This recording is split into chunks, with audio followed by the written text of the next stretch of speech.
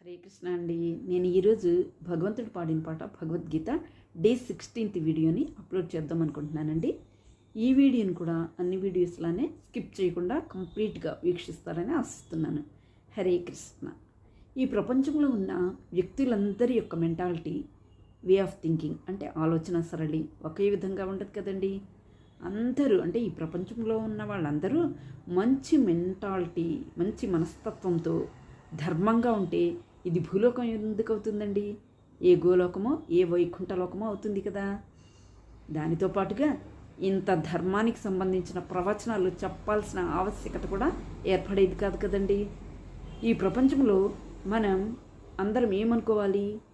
నాకు ఎవ్వరంటే భయం లేదు అని అనకూడదండి. మనం ప్రయాణం చేసేటప్పుడు ఒక వెహికల్లో ప్రయాణం చేస్తూ ఉంటాం కదండి. ఆ వెహికల్ నడిపే డ్రైవర్ పైనే కదా, ఆయన నమ్మే కదా మనం ప్రయాణం చేస్తూ ఉంటాం. ఎవరో తెలియని వ్యక్తి యొక్క వెహికల్లో చాలా ధైర్యంగా మనం ప్రయాణం చేస్తూ ఉంటాం. మరి భగవంతుడు మనకి ఇలా చెప్తూ ఉంటారు, మా సుచా అని. అంటే ఏంటి? భగవంతుడు నీకు నేనున్నాను అని చెప్తూ ఉంటారు. కానీ మనం భగవంతుడిని మాత్రం నమ్మము. ఆయనే స్వయంగా చెప్పినా కానీ మనం నమ్మకం పెట్టలేకపోతున్నాం. దానికి కారణం ఏంటి? ఎవరికి వారే ప్రశ్నించుకోవాలండి. భగవంతునిపై నమ్మకాన్ని పెంచేది భగవద్గీత అండి. ఆల్రెడీ భగవంతునిపై నమ్మకం ఉంటే ఆ నమ్మకాన్ని పెంచేదే భగవద్గీత అండి.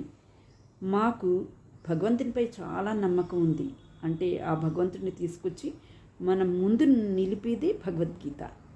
సాక్షాత్గా భగవంతుడికి భగవద్గీతకి ఎటువంటి వ్యత్యాసం లేదటండి. ఈ ప్రపంచంలో చాలామందికి భగవంతునిపై నమ్మకం ఉందండి. కానీ అసలు విశేషం ఏమిటంటే, మనం భగవంతునిపై నమ్మకం ఉండటం విశేషం కాదండి. అసలు విశేషం ఏమిటంటే, భగవంతుడు చెప్పింది ఎంతమంది పాటిస్తున్నారు, ఎంతమంది అనుసరిస్తున్నారో అదే విశేషం అండి. అంటే భగవంతుడు చెప్పారంటే భగవద్గీతలో చెప్పారు కదండి, ఆ ధర్మాన్ని ఎంతమంది పాటిస్తున్నారు అది ఇక్కడ విశేషం. చాలామందికి ప్రపంచంలో అందరికీ భగవంతుడు అంటే నమ్మకం ఉంటుంది, నమ్ముతూ ఉంటారు. కానీ భగవంతుడు చెప్పిన పాటను అంటే ఆయన భగవద్గీతను పాడారు కదండి, ఆ పాటలో ఉన్న ధర్మాన్ని ఎంతమంది అనుసరిస్తున్నారు అనేదే ఇక్కడ విశేషం అండి. భగవంతుడు చూపించే మార్గాన్ని మనం అనుసరిస్తున్నామో లేదో భగవద్గీత శ్రవణం ద్వారా మనకే తెలుస్తుంది. హరే కృష్ణ. నెక్స్ట్ వీడియోలో కంటిన్యూ చేస్తానండి.